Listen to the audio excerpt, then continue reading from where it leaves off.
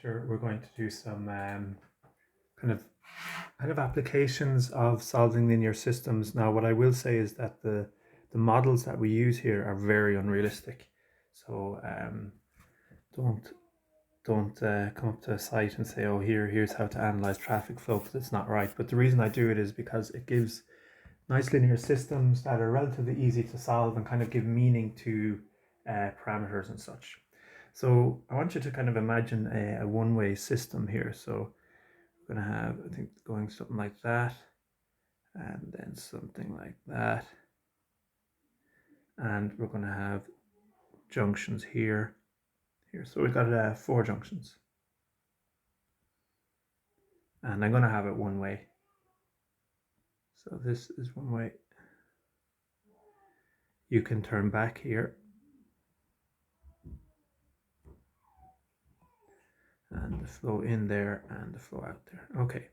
So here this is a one-way system. Now you can't, even if you specify how much is going out and in here, so you need to have the flow into the system equaling the flow out. So the flow into the system would be say 10, making up these numbers now, and 5, and you have to have 15 coming out as well. So let's say 7 and 8. Now the solution now for the rest of it is it really depends. So I think if you look at these 10 cars going in, it depends how much go in this direction, and the rest of them have to go out here. So I'm going to put in a parameter t, and that's how much goes in that direction. Now, once I know that, I know some stuff. So there'll be 10 minus t going this way. So how much would be in here? Well, I'd have to have 10 minus t coming from this junction plus, let's call this thing x1, must equal 8. And therefore, you find that x1 is equal to t minus 2. So now the point of this is that there's going to be infinitely many solutions. So now we can play a similar game.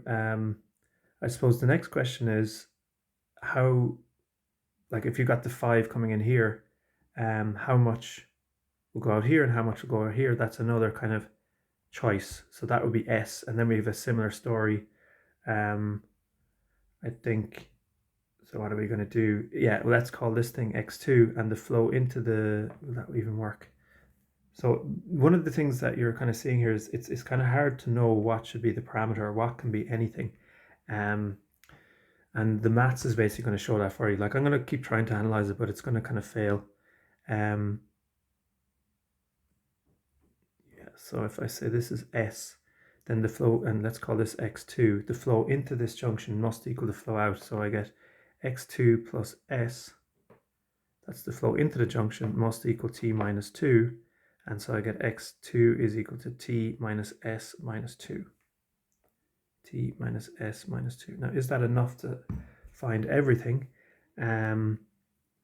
Let's see. So say I've just got one more unknown. Let's call this X3. So let's do flow into that junction equals flow out. So we get X3 plus 5 is the flow in is equal to T minus S minus 2 plus 7 is the flow out. And so I think you end up with X3 must be equal to T minus S. Now that's not easy, but what it means is that there's infinitely many solutions here. Now, of course, there are constraints, like the traffic flow has to be positive in this one-way system, but we won't really worry about that. The abstract problem that we solve will have all these parameters. So you can see there's kind of different ways that people can go. I mean, you've got an even simpler system, one-way system, which is flow in, goes either way. And if you've 10 in and 10 out, there's infinitely many ways that the traffic can split there. And all that's going to be captured by the linear system and the Gaussian elimination and all of that.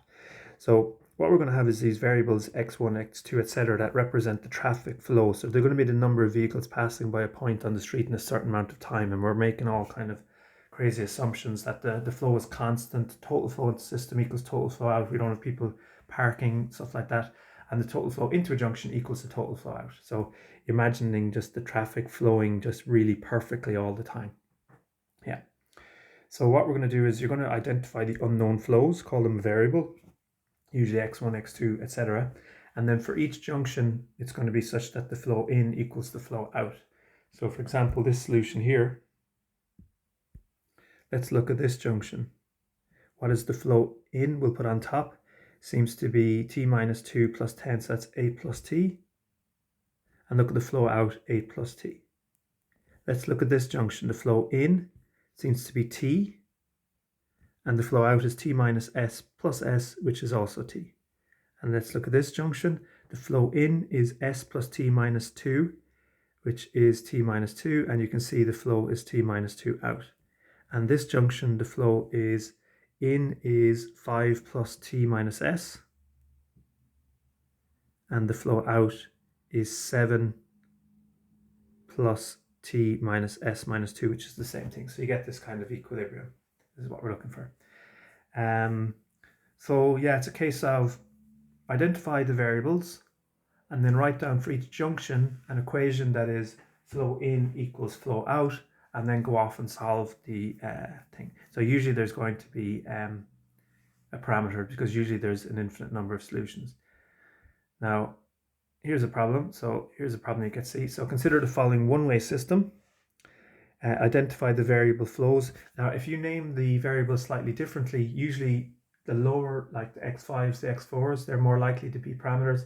So what that means is different labeling. The solutions look different, but actually if you range over all the possible values of the parameters, you'll see that actually they're the same thing. So say one solution might give particular values for t equal to 10, but another solution, you get the same solution, the same actual numbers, maybe for t equal to 20 for argument's sake. So the idea here is that every appropriate value of t and s here will give you a solution. So I think even if I go with, say, I have to be careful, make sure everything is positive.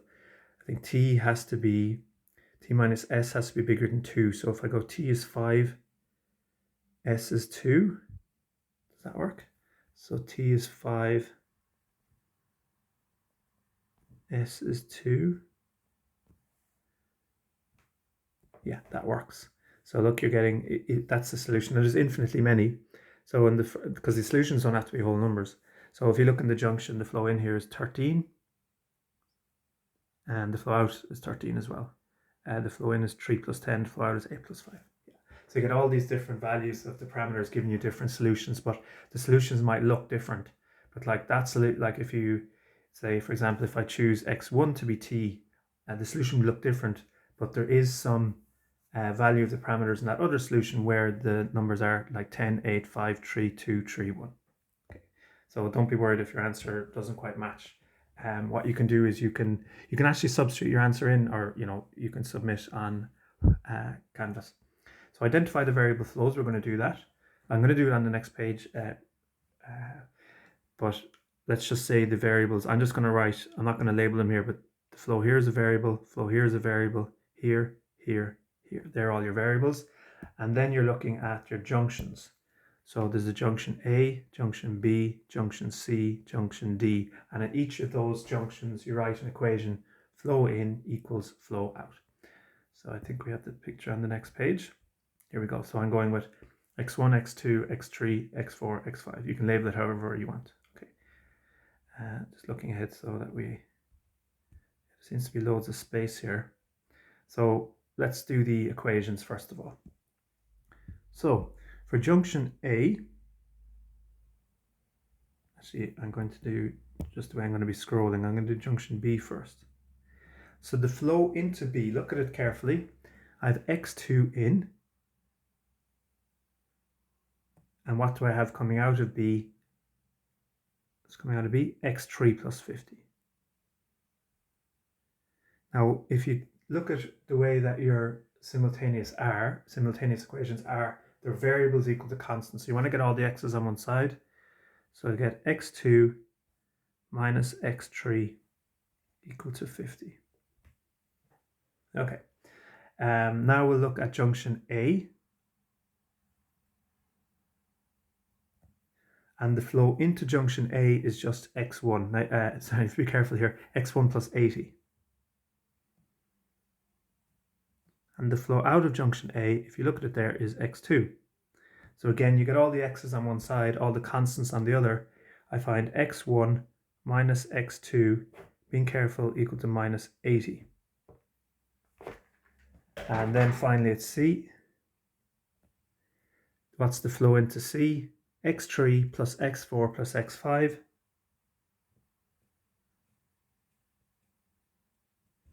equals 130. And then finally, junction D, I get 100 in and x1 plus x5 out. Now the equation for junction C is spot on. It's variables equal to constant. I'm just going to write this one the other way around. x1 plus x5 equals to 100. Now that is the second part where I think it is write down a linear system, modeling the flow.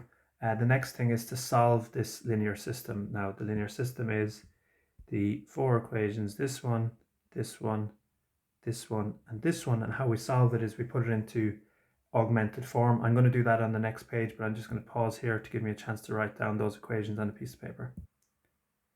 Okay, so taking those equations and writing them in augmented form, we get the following. Now, one of the things is the first equation has no x1. It would make sense to write down the equation with x1 first. I think I won't do that, just being dumb on purpose, but this really should be, one of these two should be row 1. But I won't do it, I'll just be dumb. Because I just want you to see what happens if you don't do that. So I get the first equation is 0x1 plus 1x2 minus 1x3, 0x4, 0x5 equal to 50. The next junction gives 1x1 minus 1x2, 0, 0, 0 equal to minus 80. Then we're looking at 0x1, 0x2, x3 plus x4 plus x5 equal to 130. And then 1x1, 0, 0, 0, 1 equal to 100. So you can see that if you put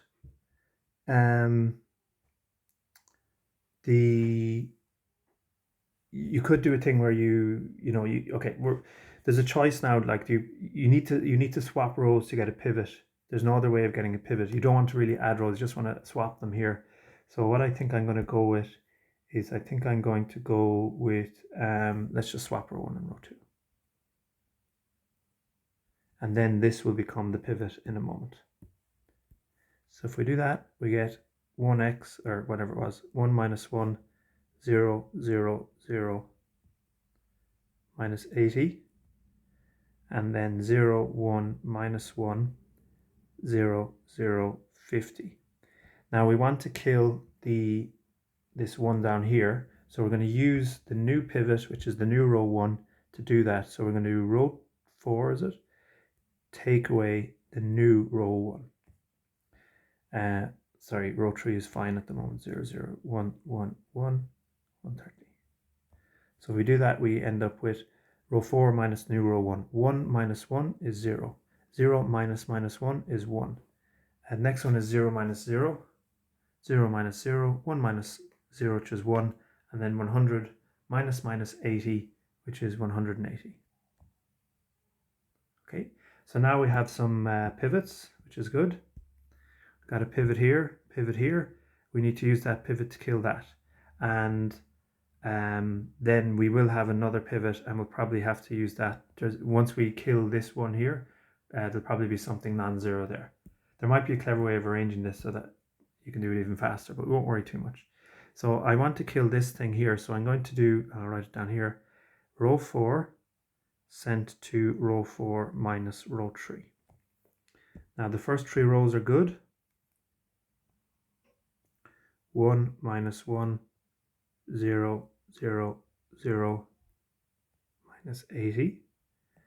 0, 1, minus 1, 0, 0, 50. 0, 0, 1, 1, 1, 130. And now we're doing row 4 minus row 3. So 0 minus 0 gives me 0. 1 minus 1 gives me 0. 0 minus minus 1 gives me 1. 0 minus 0 gives me 0. Worried about that. And 1 minus 0 gives me 1. And then 180 minus 50 gives me 130. So I am going to pause it because I think there might be an issue. So the problem is that idiot here didn't recognize that there was another thing coming out of A, which was x4. So there should be a minus x4 here. My apologies, and well done if you noticed it. So there should be an extra minus 1 knocking around in one of the equations. The second one. There's a minus 1 here. Okay, so I get therefore a minus 1 here. And then I get a 1 somewhere. Yeah, I get a 1 down here. Sorry about that, folks. And now, yeah, so what you see is actually the third and fourth row are basically the same equation. So you think there's 4 equations, there's only 3. So if you do row 4 sent to row 4 minus row 3, you will get the following augmented matrix. 1 minus 1, 0, 0, 0, minus 80. 0, 1, minus 1. And have I fixed everything I needed to? Yeah, sorry, I haven't actually, because this should be a minus 1.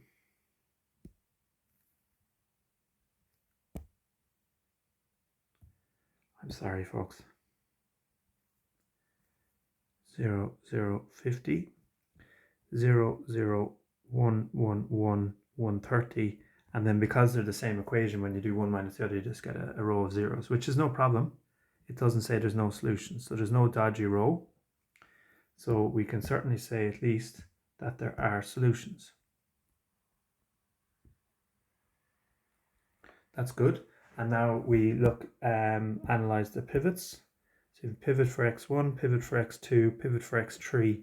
No pivots for x4 and x5, and just notice that we are in the reduced form. We've got that staircase going on. So there's no pivot here. So x5 can be anything. That's what our theory says. And there's no pivot here. x4 can be anything. So we've got a doubly infinite family of solutions. Each value of each pair TS gives us a different solution, and T and S can be anything. So we get basically everything. So we've written down the parameters, and then we'll solve the rest of the system. So let's just work from the bottom. So the bottom row essentially says that x5 is equal to t, can be anything, and x3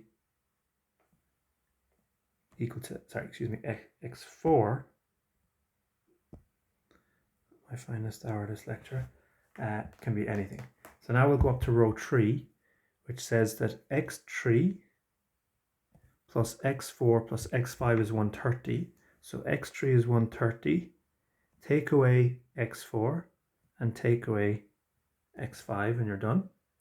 Now let's look at the second, the third last row, the second row, which reads 1x2 minus x3 is equal to 50. So x2 is equal to 50 plus, so maybe I probably time to take our time here, sorry, my bad.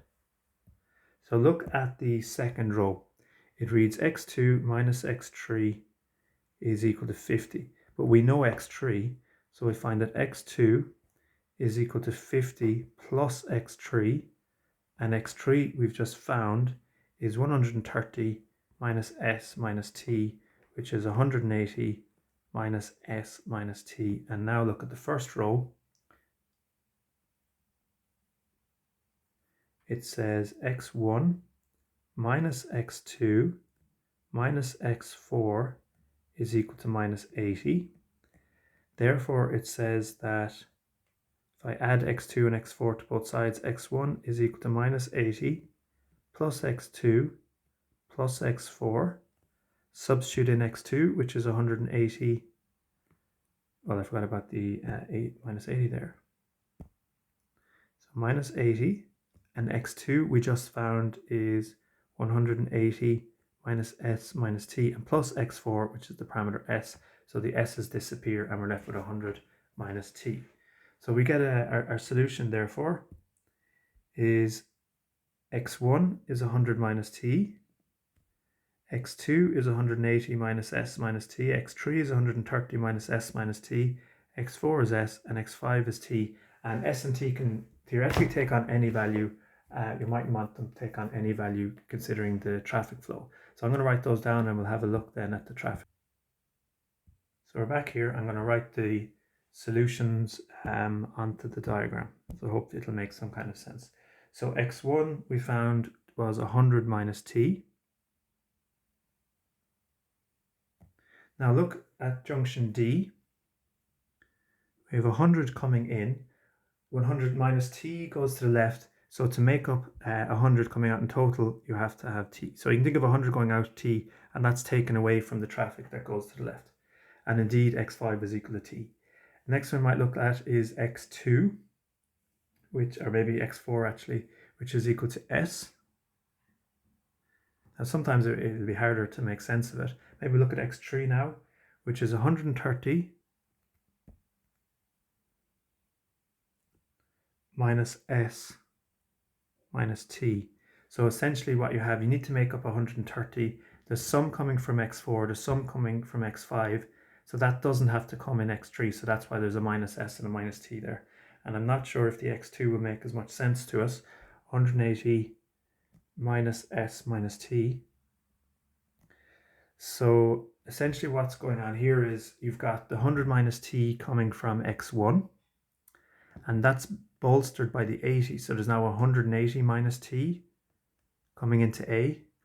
Now some of that goes out at x4, and so that's missing from x2. Yeah, so that's what's kind of going on there. Right. So I don't know, do I have another example? Yeah, we have another example. Okay. So here's a second example. So consider the following traffic flow diagram. Write down the linear system governing the flow, solve the linear system, identifying the parameters, interpret your solution in terms of traffic flow diagram. Okay, so we've got 3 junctions. Say call this junction A, junction B, and junction C, and we'll carefully write for each of them flow in equals flow out. Okay. So for junction A, carefully looking at it, the flow into A, I've got 5 plus Z. And the flow out of A is x plus 6. For junction B, the flow into B, I have x plus 6. And the flow out of B there's a 3 plus y. And finally, junction C, I have how much coming in? Y plus 2. And coming out of C, I have 5 plus Z. Now, if you get all the variables on the one side, so up in the first equation, I'm going to take away Z from both sides and take away 6 from both sides. I get the first equation there. If I look at the second one, I take away 6 from both sides and take away y from both sides, I get the second equation. And for the last one, if I take away z from both sides and take away 2 from both sides, I get the last one. So that's the linear system governing the flow. Now I want to put this in augmented form. So let's see what we get. So first row, 1x, 0y, minus 1z equals minus 1. Next row, 1x minus 1y, 0z equals minus 3. And finally 0x, 1y, minus 1z equals 3. So now what I want to do is I have a pivot, which is good. And I want to use that to kill the 1 underneath.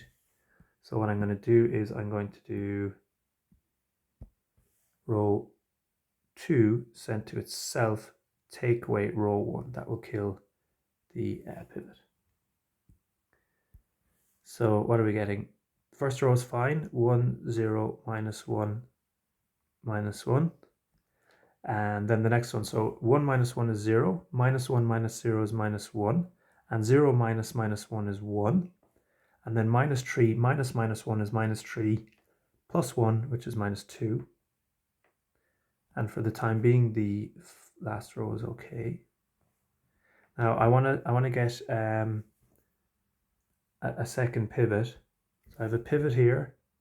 I want to turn this into a pivot. Now, if you want to divide by minus 1, that's fine. But the same thing as dividing by minus 1 is multiplying by minus 1. So row 2 sent to minus row 2 is absolutely fine. So I get 1, 0, minus 1, 1. And then row 2 by minus 1, 0 by minus 1 is 0. Minus 1 by minus 1 is 1. 1 by minus 1 is minus 1. And minus 2 by minus 1 is 2. And now you might notice something or not. Okay, if you notice something, that's good. But if you don't, just drive on. You've got pivot, pivot, and you need to use this pivot to get a 0 to kill this. So to kill that, you want to do, now you could use the old row 2, by the way, but we'll always try and use the new one. So if I do row 3 is sent to itself, take away the new row 2, which is the same as adding the old row 2 in here. So we get 0 plus 0 is 0. Sorry, 0 minus 0 is 0. 1 minus 1 is 0. Minus 1 minus minus 1 is minus 1 plus 1 is 0. And we get 3 minus 2, which is equal to 1. And now where are we? Look at this row. What does that row say?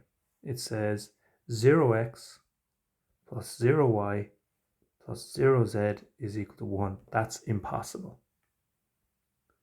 So you get a contradiction. So essentially what you do is you assume x, y, and z are the flows. And can you achieve flow in equals flow out? No, there's no solutions. So, right, now the question is, what you should do now is pause the video and have a look at this and try and figure out what's going wrong here. Yeah, why is this not possible? Now, there's probably one way of analyzing it, which we'll do, but then we'll analyze it one particular way and then we'll see what happens. So notice, yeah, you see the thing is the 5, imagine if it goes left. Now it doesn't. So obviously a roundabout goes one way, but the way this is drawn, you could have a car coming in and actually do a little U-E there. But just suppose that doesn't happen. Now we can't say that, but we might be led. Yeah, so this is wrong, but because you can't assume things. Assume the 5 going into A is kind of in X, as it were. So X is made up of the 5 coming from A. Now there's also a little bit coming from Z. So Z is traveling along. 6 of them are going to disappear. So plus the Z minus 6. I don't know if this is going to work now. What happens then? Well, 3 of this leaves the junction. So at this point, just after it crosses there, so this is Z minus 1. It's going to be a little more, so it's a little more constant. So it's going to be Z minus 4. Okay. Then what's going to happen is, so you got Z minus 4, and there's also going to be an additional 6 coming in. So Y is equal to, I don't know if this is going to even work, Z plus 2.